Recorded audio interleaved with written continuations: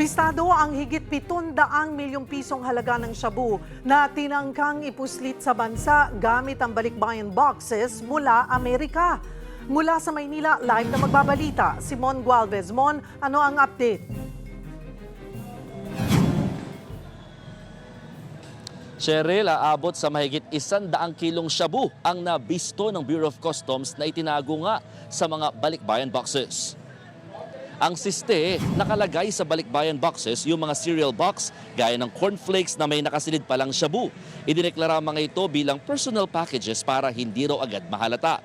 Sabi ng Bureau of Customs, nasa 700 box ang laman ng naharang na container van. Pero 4 sa mga yan ang naglalaman ng mga kontrabando na pawang nakasilid pa sa mga plastic packages. Aabot sa 110 kilos ng shabu ang kabuuang bilang ng mga nakumpiska.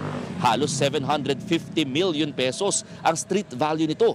Galing Estados Unidos ang container at dumating nitong Hunyo sa Manila International Container Port.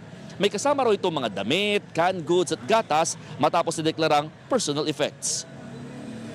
Cheryl, sa ngayon nakatakdang i-turnover sa PIDEA yung mga nakumpiskang illegal na droga at nakatakdang imbestigahan both yung consolidator at the consolidator dito sa Pilipinas sa mga tumanggap ng balikbayan boxes na posibleng maharap din sa mga patong-patong na reklamo.